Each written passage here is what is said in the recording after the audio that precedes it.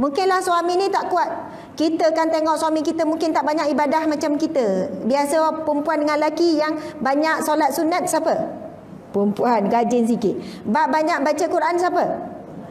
Perempuan juga. Banyak zikir-zikir, amalan tu amalan ni. Banyak orang perempuan. Yang banyak puasa sunat pun sama, perempuan rajin, suka tolong orang. Bukan nak kata lelaki pemalas, biasanya begitu. Tapi ramai juga lelaki yang lebih kuat ibadah dia. Tetapi mungkin dia banyak menghimpun pahala sabar sebab sabar dengan kita. Itu bahagian dia. Masya Allah. Cuma cerita tu kita ambil pengajaran kisah tu.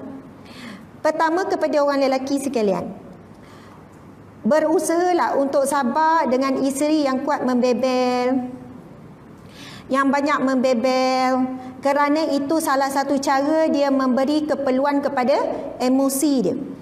Orang perempuan lagi kalau suri rumah, saya nak bagi tahu, tahap stres suri rumah lebih tinggi daripada tahap stres wanita yang bekerja. Ada orang tak setuju. Oi, suri rumah lah best, duduk kat rumah happy, tak ada mikir apa semua. Kalau nak bincang, nak debat pasal ni memang tak habis. Masing-masing ada hujah masing-masing. Tapi pengalaman kami handle case dulu, aduan masalah rumah tangga lebih banyak di kalangan suri rumah berbanding wanita yang bekerja.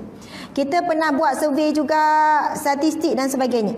Wanita yang bekerja, dia bergaduh dengan suami, dia keluar pergi kerja, jumpa kawan, makan, wah-wah, dia dah lupa. Lepas tu dia dapat gaji, dia boleh reward diri sendiri, dia boleh ni dan sebagainya. Ini yang okey lah, yang tak okey kena tanggung suami tu cerita lain. Lepas tu kalau isteri rumah pula, dia tak ada kawan lain, kawan dia adalah suami. Betul kan? Bergaduhlah dengan suami dia pagi, bengkak tu sampai petang. Selagi mana suami tak mesej minta maaf nak settle ke apa. Tapi suami pergi pejabat dah lupa dah isteri tengah menderita kat rumah ni. Kawan suri rumah siapa dia? Mesin basuh, pinggan mangkok, periuk belanga, kain, tu kawan dia. Kawan yang tak ada suara. Kalau baling pun senyap, tak sentuh pun senyap, maksudnya bebel lah seorang-seorang, faham tak? Jadi kadang-kadang isteri ni tunggu suami balik. Kan? Suami balik buat tak tahu. Dia menunggu-nunggu nak borak, nak bercakap sebab emosi dia, nak keperluan emosi bercakap. Suami pula buat muka letih, penat. Saya stres ni, saya penat ni. Macam mana masa tu downnya emosi isteri. Down sangat. Jadi benda tu dua-dua sebenarnya ada.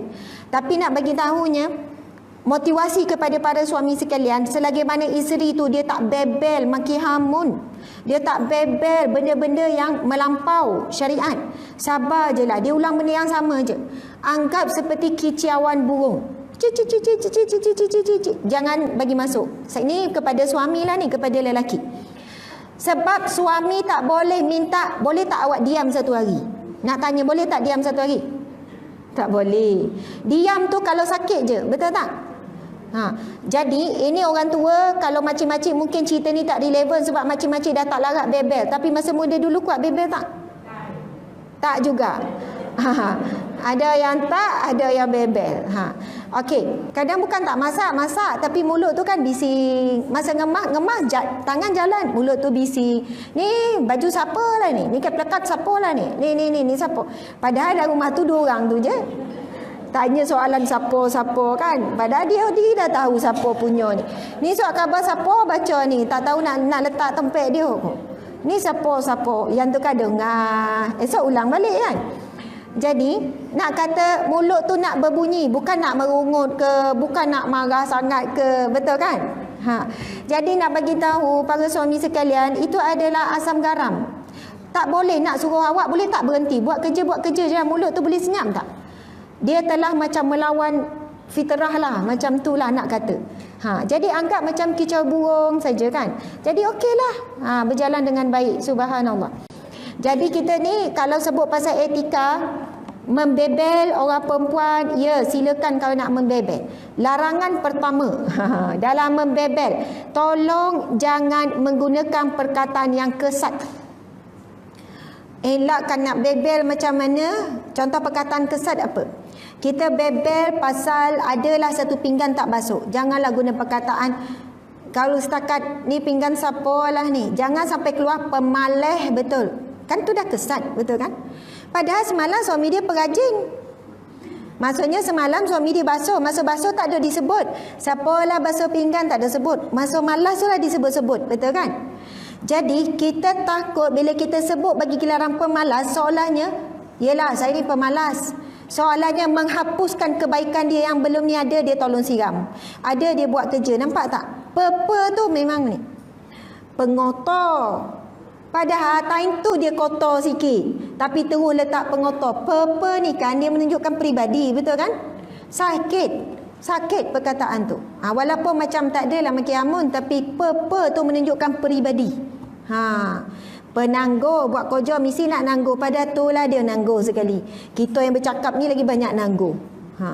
Okey. Yang kedua, dalam membebel tolong jangan mengungkit. Ungkit kan? Dia bebel cerita hari ni, dia ungkit cerita yang tahun lepas tu. Habis dia ungkit. Masalah tu bab ni. Ni serupalah daripada dulu ni. Samalah macam ni bebel ungkit apa ni yang tahun lepas, yang panggil lama-lama. Yang ketiga, jangan buat perbandingan. Dalam membebel jangan banding. Marah-marah. Awak jadilah macam suami orang sebelah tu. Cuba awak tengok dia tu. Petang-petang keluar rumah, tolong isi siram pokok. Saya ni. Jangan sekali-kali buat perbandingan. Awak ni gini-gini. Macam ayah saya. Ayah saya tu kan, walaupun ni banding dengan ayah kita pula. Saya nak tanya, bila kita membandingkan dengan orang lain, kita akan banding yang baik ke yang tak baik? Kita akan banding yang baik-baik je. Sebab nak bagi tahu buruknya dia ni, kita akan ambil yang baik-baik orang. Cuba tengok tu. Tengok jiran depan pula. Mesti kita akan ambil yang baik-baik. Padahal masing-masing ada kelemahan dan keburukan. Kita tak tahu yang rajin siram pokok tu, rajin juga pukul isi. Contohlah, kita tak tahu. Kita tak tahu keburukan orang lain, tapi kita cenderung melihat kebaikan. Sikap membanding sangat bahaya. Kita akan banyak melihat keburukan pasangan dan akhirnya kita akan melihat, kita mengumpulkan kelebihan-kelebihan orang lain dan mengumpul keburukan-keburukan pasangan. Na'udzubillah min zalik. Kemudian tip yang sangat bagus kalau boleh diamalkan, kalau bolehlah. Wahai para wanita di luar sana, peringatan untuk diri saya juga. Kalau kita rasa macam ada benda yang kita nak cakap dengan suami, dan biasa kalau cakap ni jadi cerita panjang juga ni, jadi bebel juga ni. Kita mula dulu dengan doa. Doa apa? Rabbi syrahli sadri wa yassirli amri wahlul 'uqdatam min lisani yafqahu qawli. Ini bukan gurau-gurau, bukan main-main ni. Sebab ada benda kita nak cakap dengan suami, tapi suami terus macam, alah, malah dengar, awak tu benda sama yo. Faham tak? Memang benda sama pun kita nak tegur ni. Nak tegur pasal apa contoh? Pasal nak pujuk dia, nak tegur dia, pergilah semayang kat surau. Awak dah tua. Betul kan? Rumah dekat surau, malulah tak pergi surau. Tapi dia bila hari-hari kita ulang, dia akan anggap bebel. Betul tak? Bukan nasihat. Dia akan anggap bebel. Contoh. Awak nak pergi surau, awak pergilah. Saya malulah kalau saya pergi, awak tak pergi. Apa kata orang pula? Awak pergi, saya pergi. Boleh jadi bergaduh tak pasal tu? Boleh jadi bergaduh. Awak ni gini. Ada orang memang walaupun dah tua susah nak pergi surau, betul kan? Ini kalau semua suami masing-masing ni penuh surau ni, tapi berapa orang je yang sampai kan? Jadi kita mulalah dengan Rabbi syrahli. Ya Allah, lapangkanlah dadaku. Kena berlapang dada ni. Nak nasihat orang ni, orang yang bagi nasihat kena lapang dada dulu ni. Nanti nak dengar jawapan dia, nak dengar marah dia, nak tengok muka dia supaya berlapang dada. Kalau dengan cucu nasihat, cucu buat muka, kita tak ada berlapang dada. Oi, buat muka dengan Wan ya. Marah terus. Nampak sangat Wan tu tak berlapang dada. Nama pun budak kan, dia buatlah muka. Rabbi syrahli, ya Allah, lapangkanlah dadaku, hatiku. Lagi? Rabbi syrahli sadri wa yassirli amri. Mudahkanlah ya Allah, mudahkanlah urusanku. Urusan apa ni? Nak bercakap ni, nak bebel ni, nak sebut ni. Wa yassirli amri. Lagi? Wahlul 'uqdatam min lisani. Dan bukakanlah belenggu yang mengikat pada lidahku. Yafqahu qawli. Supaya mudah-mudahan dia memahami kata-kataku. Ini doa daripada mana ni? Doa Nabi Musa.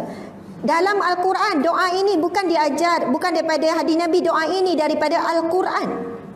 Masa tu Nabi Musa kan nak berhadapan dengan Fir'aun. Nabi Musa pula dia bimbang, takut depan Fir'aun nanti gagap-gagap, tak boleh nak cakap. Dia minta dengan Allah.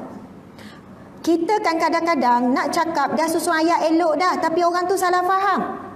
Ataupun kita bila nak bercakap, kita campur dengan marah, dengan sedih, tersalah perkataan. Orang tu kecil hati.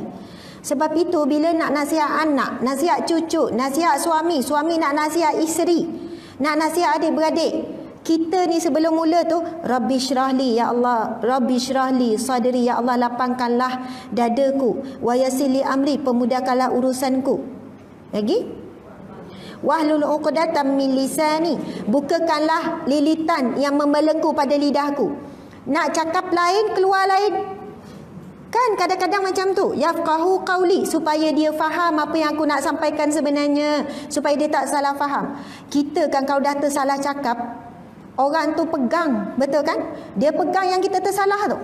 Lepas tu kita nak betulkan, minta maaf, saya bukan niat macam tu, bukan itu maksud saya. Dia tak ada dengar dah penjelasan lepas tu. Yang kita tersalah sebut tadi tu. Yalah Dan ni suami bukan suami yang soleh, awak carilah suami yang lain. Bukan macam tu maksud saya awaklah suami saya, tak ada orang lain. Awak jadilah soleh lagi. Yalah maksud awak saya tak soleh lah. Kan jadi bergaduh tu. Jadi insya-Allah mudah-mudahan itulah sikit sebanyak tips etika pembebelan. Dan tips supaya bebel kita tu jadi nasihat, bukan bebel kosong, malah diberkati oleh Allah. Dah cakap sekali tu, suami terus terbuka hati. Yelah saya terimalah, terima kasihlah atas teguran. Padahal dah 5 tahun dah cakap benda sama ni, tapi tak mula dengan doa. Kita rasa kita yang boleh ubah suami, tapi kita silap. Yang mampu mengubah suami, orang-orang yang kita nak nasihat hanyalah Allah Subhanahu Wa Taala. Jadi sebelum kita bebel sebuah nasihat, minta pertolongan daripada Allah. Subhanallah.